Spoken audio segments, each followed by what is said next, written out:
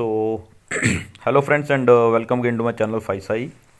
In this particular lecture, we are going to solve a new problem, and this problem is problem number 2 from TIFR GS examination 2010 physical sciences. Okay. In this particular problem, uh, we are pumping air into a tire uh, such that the pressure becomes 2 atmosphere, and at that time the temperature is 15 degrees centigrade. At a certain point of time, the tire bursts. Okay, we are assuming that this sudden expansion of air when the tire bursts, the process is adiabatic in nature. Okay, and we are also assuming that the gases which we are pumping inside the tire is oxygen and nitrogen. Okay, now we have to find the final temperature when the tire burst and the air comes out. We have to find the final temperature of that air. Okay, this is our task. So we have given that what we have given that there is a tire. Okay, and we are pumping air which is a mixture of oxygen and nitrogen, okay, into this. Okay, when to a pressure P1 equal to 2 atmosphere, and at that time the temperature is 15 degrees centigrade. If we change this temperature into Kelvin, just add 273 and it will become 288 Kelvin. Okay, so these are initial pressure and initial temperature.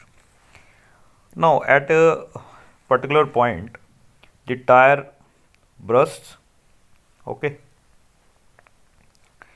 and when the tire bursts, let's say the final temperature is T2, which we have to calculate, and the final pressure will be equal to the pressure of the atmosphere when the gases comes out. Okay,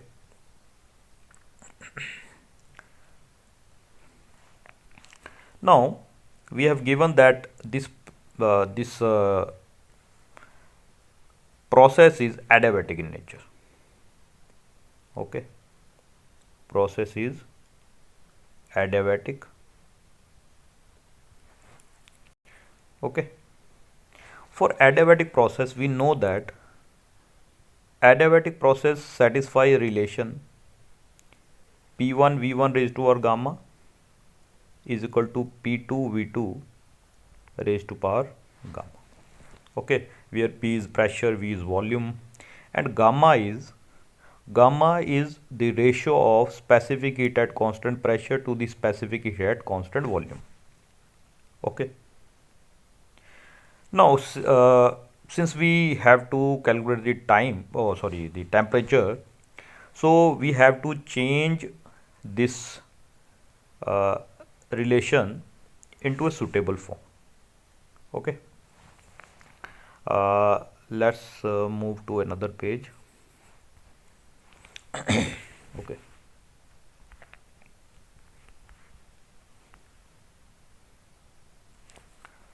now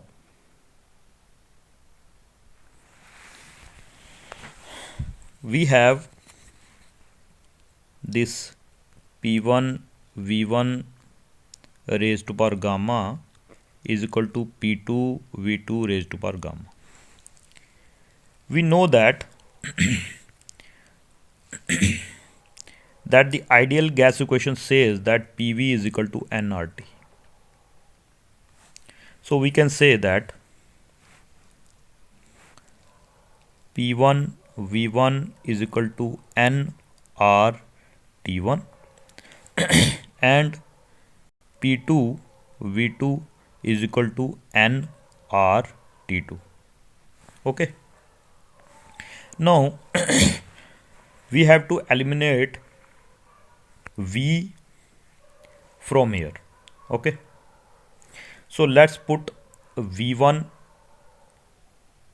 from here. V1 we take V1 from here and we'll put it here, and V2 we got to put here. Okay. So this will become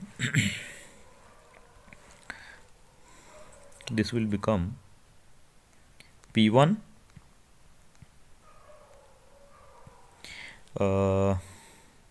for V1 we write NR T1 upon P1 raised to power gamma is equal to P2 NR T2 divided by P2 raised to power gamma. Okay. Now NR and this NR can be cancelled out. So we can write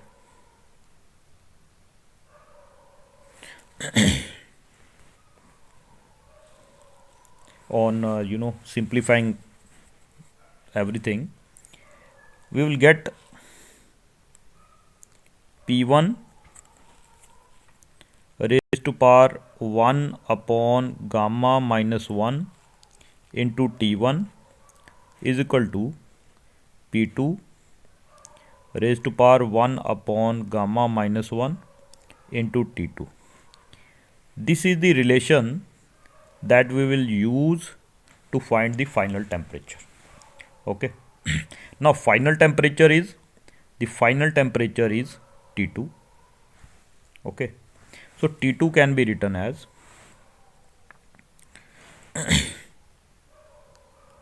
T2 is equal to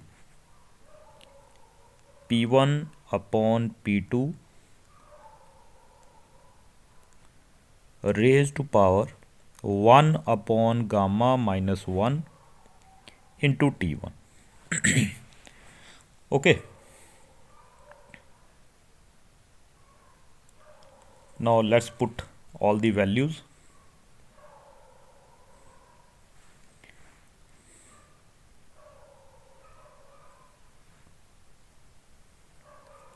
Then T2 will be equal to, now the initial pressure was 2 atmosphere, the final pressure was 1 atmosphere raised to power. Now since we have diatomic gas, for diatomic gas gamma is equal to 7 upon 5. This is for diatomic gas. Okay. So we can write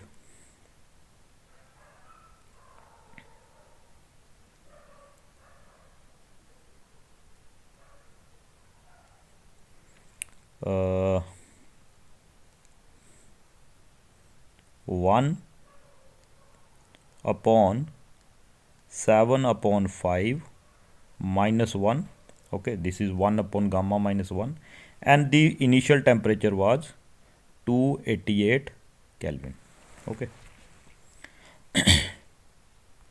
So if we solve this equation, it will become T2 is equal to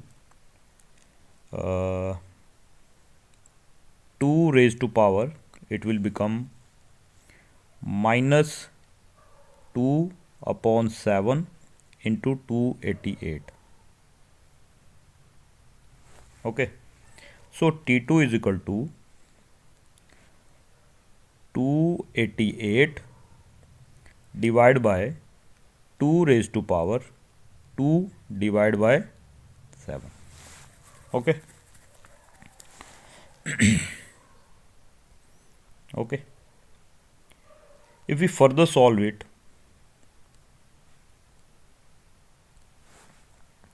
it will be equal to 288, and this factor, okay, I solved it using calculator, and it comes out to be 1.22. So the final temperature T2 will be equal to 288 divided by 1.22, it becomes approximately equal to 236. Okay, 236.1 we can say, and it is in Kelvin. Now if we have to change this into degree centigrade, then we have to subtract 273 from it. So we will have 236.1 minus 273. Okay, so it will be approximately equal to minus 37 degree centigrade. So this is our final answer. Okay, so it means the final answer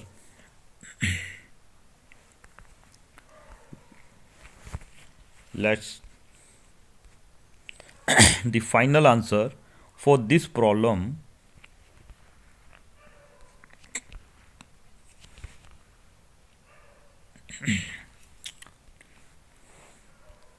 is answer B. Okay, so I hope you understood this clearly.